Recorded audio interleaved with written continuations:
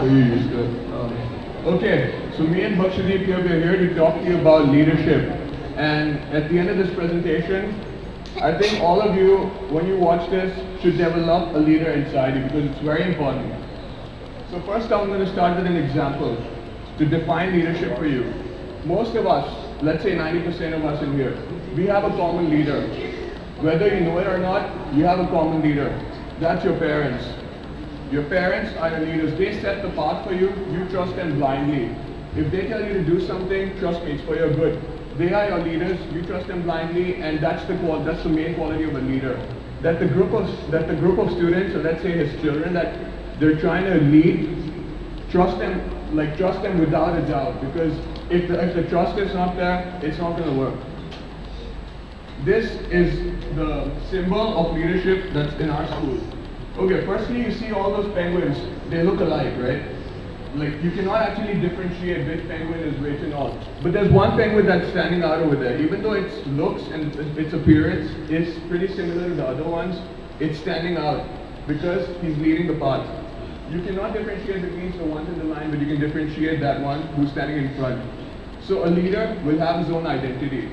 And I'm sure all of us over here want our own identity. So if you want your own identity, work on it. Be a leader, the world will recognize you. Bakshdeep, take over. Alright guys, so I'm going to explain you the objectives that our school follows. It's to be mutual assistance, to share information regarding successful practice of leadership. So by practicing, you'll get to know the value of leadership. To monitor overall patterns of leadership activities, to develop a spirit of sharing and cooperation, to facilitate a form of exchange of ideas among students and teachers. So by practicing this particular value, you can have an idea of what leadership is. So if you can share among your friends, teachers, and yeah, that much. So what exactly is a leader? Who is a leader? A leader is the one who leads people, first of all, then commands people, guides people, most important, inspires people. There's a line that Hitler said,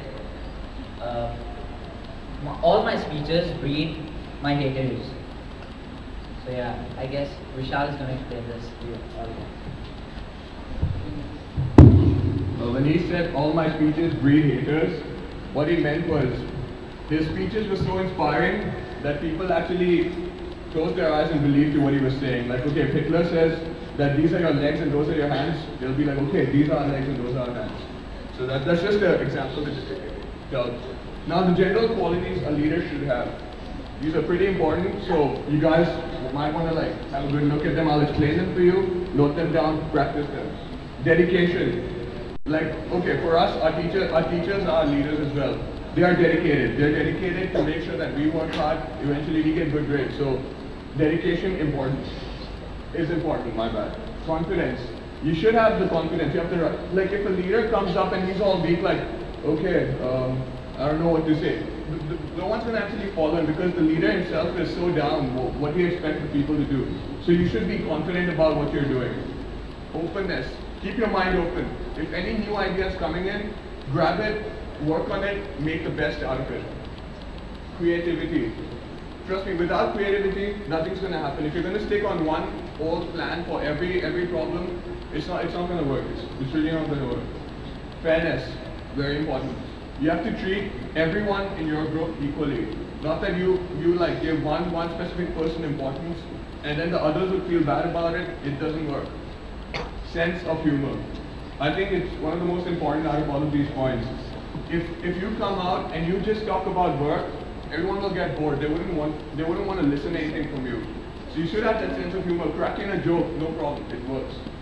And good public speaking skills. Like how Hitler said, my speeches breed haters. So if his public speaking wasn't good, it wouldn't have breeded anything. And they should have a physical approach. Charming. Now when I say charming, I don't mean they should wear clothes that are really expensive and should have their hair done properly. When I say charming, the personality. They should stand out. When people look at them, their personality is so charming, somewhere they want to be like them. They just wanna get something out of the leader. Mental approach, tactful. Tactics, really important. Follow different tactics for different problems. Don't stick to the same game plan. And an X factor. An X factor is something that I cannot explain to you, but it's gonna be there. Let's say the voice of a leader. The voice is so sharp, is so good that the people will get attracted. Or let's say the way he stands in his presentation, it has to be something stands out, and that is the X factor.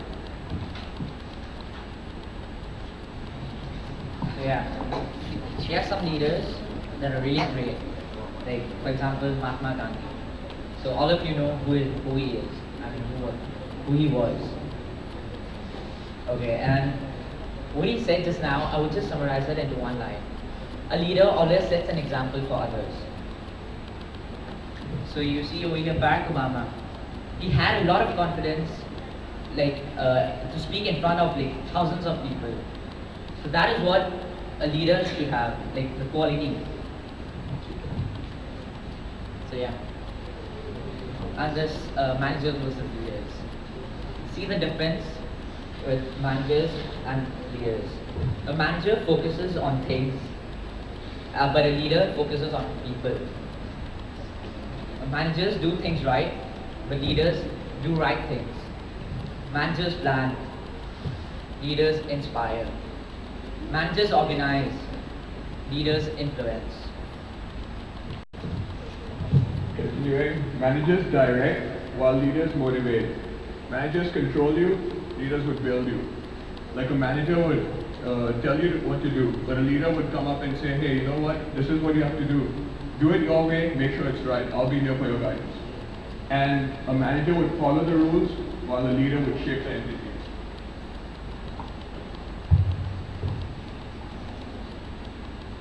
Okay, so with this we're coming to a conclusion. Before that, a great line that Bakshdeep said to me while we were sitting inside, he said, a leader always visualizes his dreams. So I thought it was good enough to be here, and that's why it's here. And you saw in the previous presentation, they said, wash your hands, save the world. We'll say something similar. Become a leader, help the world. Thank you.